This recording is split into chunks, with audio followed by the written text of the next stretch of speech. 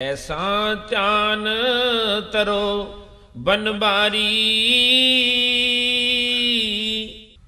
ਮਨ ਪਵਨ ਦ੍ਰਿੜ ਸੁਖ ਮਨ ਨਾੜੀ ਟੇਕ।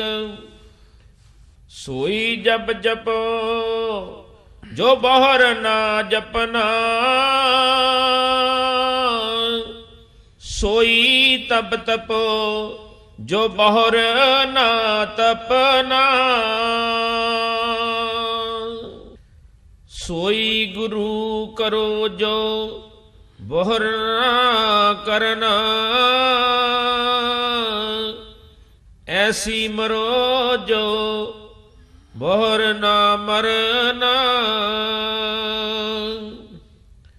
ਉਲਟੀ ਗੰਗ ਜਮਨ ਮੇ ਲਿਆਵੋ, ਬਿਨ ਹੀ ਜਲ ਮੰਜਨ ਹਵੈ ਆਵੋ। ਲੋਚਨ ਪਰ ਪਰ ਬਿਅੰਬ ਨਿਹਾਰੋ,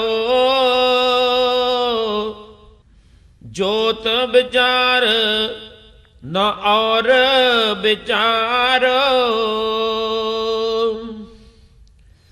ਪਿੰਡ ਪਰੇ ਜੀਵ ਜਿਸ ਕਰ ਜਾਤਾ,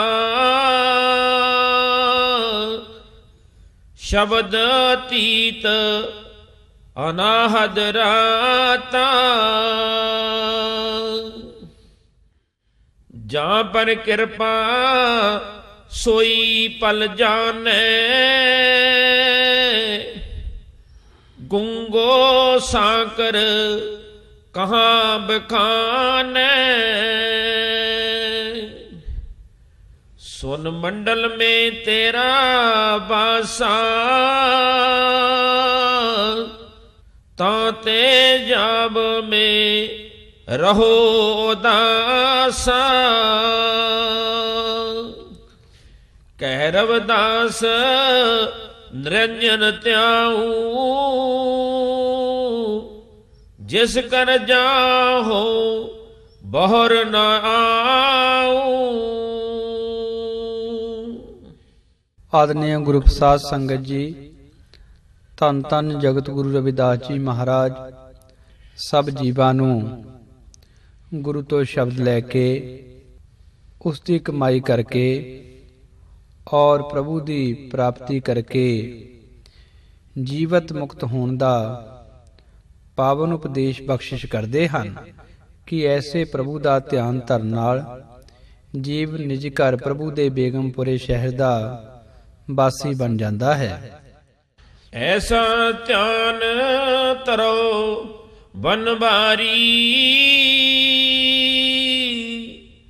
ਮਨ ਪਵਨ ਦ੍ਰਿੜ ਸੁਖ ਮਨ ਨਾੜੀ ਟੇਕ।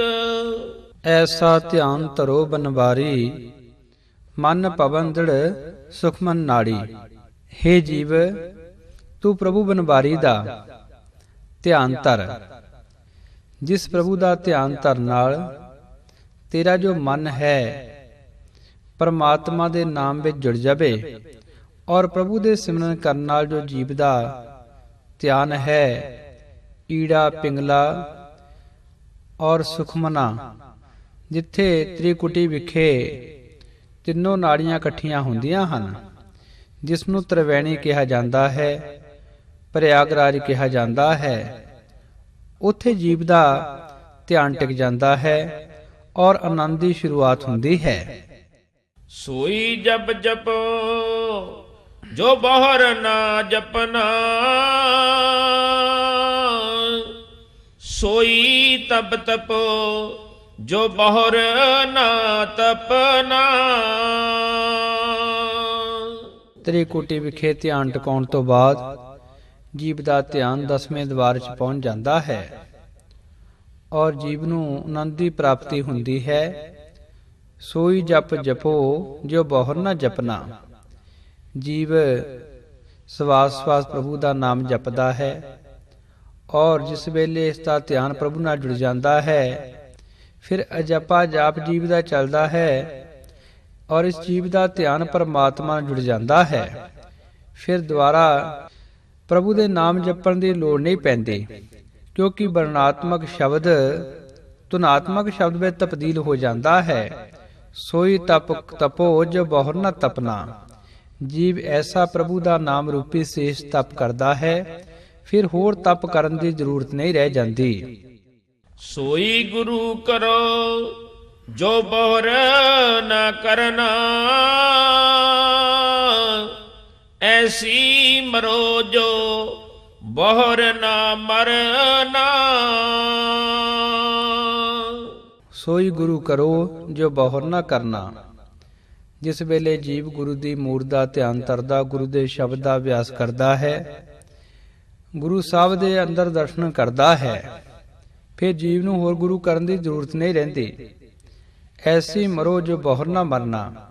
ਜਿਹੜਾ ਜੀਵ ਜੀਵਤ ਭਾਵ ਮਰ ਜਾਂਦਾ ਹੈ, ਆਪਣੇ ਧਿਆਨ ਨੂੰ ਅੱਖਾਂ ਤੋਂ ਉੱਪਰ ਸਮੇਟ ਕੇ 10ਵੇਂ ਦਵਾਰੇ ਵਿਖੇ ਲੈ ਜਾਂਦਾ ਹੈ, ਫਿਰ ਉਸਨੂੰ ਦੁਬਾਰਾ ਮਰਨ ਦੀ ਜ਼ਰੂਰਤ ਨਹੀਂ ਰਹਿੰਦੀ, ਕਿਉਂਕਿ ਉਹ ਜੀਵਤ ਭਾਵ ਮਰ ਕੇ ਐਸੇ ਆਨੰਦ ਵਿੱਚ ਪਹੁੰਚ ਜਾਂਦਾ ਹੈ, ਜਿਵੇਂ ਸਤਿਗੁਰੂ ਕਬੀਰ ਸਾਹਿਬ ਮਹਾਰਾਜ ਜੀ ਫਰਮਾਉਂਦੇ ਹਨ, ਜਿਸ ਮਰਨੇ ਤੇ ਜਗ ਡਰੈ ਮੇਰੇ ਮਨ ਆਨੰਦ, ਮਰਨੇ ਤੇ ਹੀ ਪਾਈਏ ਪੂਰਨ ਪਰਮਾਨੰਦ।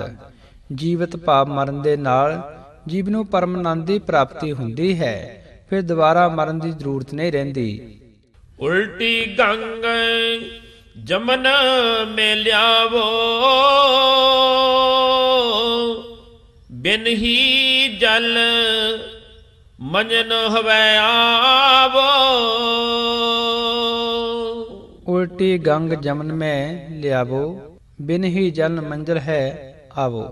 ਜਦੋਂ ਜੀਵ ਸੰਸਾਰ ਵੱਲੋਂ ਆਪਣੇ ਧਿਆਨ ਨੂੰ ਉਲਟਾ ਕੇ ਪਰਮਾਤਮਾ ਵੱਲ ਲਾਉਂਦਾ ਹੈ ਔਰ ਅੱਖਾਂ ਤੋਂ ਉੱਪਰ ਲੈ ਜਾਂਦਾ ਹੈ, ਉੱਥੇ ਜਲ ਤੋਂ ਬਿਨਾਂ ਹੀ ਪ੍ਰਭੂ ਦੇ ਨਾਮ ਵਿੱਚ ਇਸ਼ਨਾਨ ਕਰਕੇ ਜੀਵ ਮੁਕਤ ਹੋ ਜਾਂਦਾ ਹੈ ਔਰ ਜੀਵ ਦਾ ਅਮੋਲਕ ਜਨਮ ਸਫਲ ਹੋ ਜਾਂਦਾ ਹੈ। ਲੋਚਨ ਪਰ ਪਰ ਵਿਅੰਬ ਨਿਹਾਰੋ, ਜੋਤ ਵਿਚਾਰਨਾ ਔਰ ਵਿਚਾਰੋ। ਲੋਚਨ ਪਰ ਪਰ ਬਿਹੰਬ ਨਿਹਾਰੋ, ਜੋਤ ਵਿਚਾਰਨਾ ਔਰ ਵਿਚਾਰੋ। ਜਿਸ ਵੇਲੇ ਜੀਵ ਗੁਰੂਆਂ ਦੇ ਅੰਦਰ ਦਰਸ਼ਨ ਕਰਦਾ ਹੈ ਔਰ ਪਰਮਾਤਮਾ ਦੀ ਆਤਮਿਕ ਜੋਤ ਦੇ ਅੰਦਰ ਦਰਸ਼ਨ ਕਰਦਾ ਹੈ, ਔਰ ਇਸ ਤੇ ਜੋ ਦਰਸ਼ਨ ਕਰਨਾ ਇਸ ਜੀਵ ਦੇ ਜੋ ਲੋਚਨ ਹਨ, ਜੋ ਅੰਦਰਲੀਆਂ ਅੱਖਾਂ ਹਨ, ਜੋ ਨਿਰਤ ਹੈ, ਉਹ ਜੀਵ ਦੀ ਆਨੰਦਮਈ ਹੋ ਜਾਂਦੀ ਹੈ। ਜੀਵ ਦੀ ਅਵਸਥਾ ਆਨੰਦਮਈ ਹੋ ਜਾਂਦੀ ਹੈ। ਜੋਤ ਵਿਚਾਰਨਾ ਔਰ ਵਿਚਾਰੋ। ਜਿਹੜਾ ਜੀ ਪਰਮਾਤਮਾ ਦੀ ਜੋਤ ਦੀ ਵਿਚਾਰ ਕਰਦਾ ਹੈ, ਪਰਮਾਤਮਾ ਦੀ ਜੋਤ ਦੇ ਅੰਦਰ ਦਰਸ਼ਨ ਕਰਦਾ ਹੈ, ਫਿਰ ਉਸ ਨੂੰ ਹੋਰ ਵਿਚਾਰ ਕਰਨ ਦੀ ਕੋਈ ਜ਼ਰੂਰਤ ਨਹੀਂ ਰਹਿ ਜਾਂਦੀ, ਕਿਉਂਕਿ ਸਭ ਤੋਂ ਵੱਡੀ ਜੀਵ ਦੀ ਅਵਸਥਾ ਬਣ ਜਾਂਦੀ ਹੈ। ਇਹ ਪਰਮਾਤਮਾ ਦੀ ਜੋਤ ਦਾ ਅੰਦਰ ਅਨੁਭਵ ਕਰਕੇ ਪਰਮਾਤਮਾ ਦਾ ਹੀ ਰੂਪ ਹੋ ਜਾਂਦਾ ਹੈ। ਪਿੰਡ ਪਰੇ ਜੀਵ ਜਿਸ ਘਰ ਜਾਤਾ, ਸ਼ਬਦ ਅਤੀਤ ਅਨਾਹਦ ਰਾਤਾ। ਪਿੰਡ ਪਰੇ ਜੀਵ ਜਿਸ ਘਰ ਜਾਤਾ, ਸ਼ਬਦ ਅਤੀਤ ਅਨਾਹਦ ਰਾਤਾ। ਸਰੀਰ ਤਿਆਗਣ ਤੋਂ ਬਾਅਦ ਇਹ ਜੀਵ ਪਰਮਾਤਮਾ ਦੇ ਨਿੱਜ ਘਰ ਵਿੱਚ ਜਾਂਦਾ ਹੈ, ਬੇਗਮਪੁਰੇ ਸ਼ਹਿਰ ਵਿੱਚ ਜਾਂਦਾ ਹੈ, ਔਰ ਜਿੱਥੇ ਅਨਹਦ ਸ਼ਬਦ ਲਗਾਤਾਰ ਗੂੰਜਦਾ ਹੈ, ਭਾਵ ਉੱਥੇ ਹਮੇਸ਼ਾ ਹੀ ਆਨੰਦ ਹੀ ਆਨੰਦ ਹੈ। ਉਸ ਨਿੱਜ ਘਰ ਵਿੱਚ ਜੀਵ ਪਹੁੰਚ ਜਾਂਦਾ ਹੈ। ਜਾਂ ਪਰ ਕਿਰਪਾ ਸੋਈ ਪਲ ਜਾਣੈ, ਗੁੰਗੋ ਸਾਕਰ ਕਹਾ ਬਖਾਨੈ।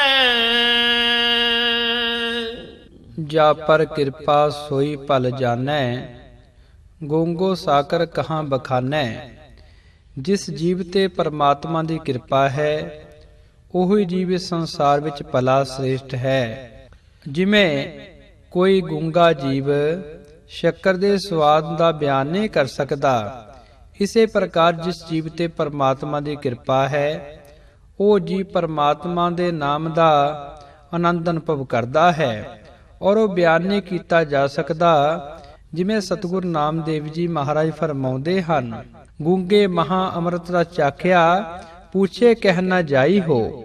ਸਤਿਗੁਰੂ ਕਬੀਰ ਸਾਹਿਬ ਮਹਾਰਾਜ ਜੀ ਫਰਮਾਉਂਦੇ ਹਨ, ਕਹੋ ਕਬੀਰ ਗੂੰਗੇ ਗੁੜ ਖਾਇਆ, ਪੁੱਛੇ ਤੇ ਕਿਆ ਕਹੀਏ। ਔਰ ਸਤਿਗੁਰੂ ਬੇਣੀ ਜੀ ਮਹਾਰਾਜ ਫਰਮਾਉਂਦੇ ਹਨ, ਹਰ ਗੁਣ ਕਹਤੇ ਕਹਿ ਨਾ ਜਾਈ, ਜੈਸੇ ਗੂੰਗੇ ਕੀ ਮਠਿਆਈ। ਜਿਵੇਂ ਗੂੰਗਾ ਜੀ ਮਠਿਆਈ ਦਾ ਔਰ ਗੁੜ ਦਾ ਸਵਾਦ ਬਿਆਨ ਨਹੀਂ ਕਰ ਸਕਦਾ, ਇਸੇ ਪ੍ਰਕਾਰ ਪ੍ਰਭੂ ਦੇ ਆਨੰਦ ਦਾ ਅਨੁਭਵ ਕਰਨ ਵਾਲਾ ਜੀਵ ਉਸ ਦਾ ਬਿਆਨ ਨਹੀਂ ਕਰ ਸਕਦਾ, ਔਰ ਉਹ ਜੀਵ ਇਸ ਸੰਸਾਰ ਵਿੱਚ ਸ੍ਰੇਸ਼ਟ ਹੈ। ਸੁਨ ਮੰਡਲ ਮੇਂ ਤੇਰਾ ਵਾਸਾ, ਤਾਂ ਥੇ ਜਾਵ ਮੈਂ ਰਹੋ ਉਦਾਸਾ। ਪ੍ਰਭੂ ਦੇ ਆਨੰਦ ਦਾ ਅਨੁਭਵ ਕਰਨ ਵਾਲੇ ਜੀਵ ਦਾ ਜੋ ਵਾਸਾ ਹੈ, ਸੁਨ ਮੰਡਲ ਵਿੱਚ ਪ੍ਰਭੂ ਦੇ ਨਿਜ ਘਰ ਵਿੱਚ ਵਾਸਾ ਹੋ ਜਾਂਦਾ ਹੈ, ਔਰ ਉਹ ਜੀਵ ਇਸ ਸੰਸਾਰ 'ਚ ਰਹਿੰਦਾ ਹੋਇਆ ਸੰਸਾਰ ਤੋਂ ਉਪਰਾਮ ਰਹਿੰਦਾ ਹੈ। ਕਹਿ ਰਵਿਦਾਸ ਨਿਰੰਜਨ ਧਿਆਊ, ਜਿਸ ਕਰ ਜਾਓ ਹੋ ਬਾਹਰ ਨ ਆਊ। ਕਹਿ ਰਵਿਦਾਸ ਨਿਰੰਜਨ ਧਿਆਊ, ਜਿਸ ਕਰ ਜਾਊ ਹੋਂ ਬਾਹਰ ਨ ਆਊ।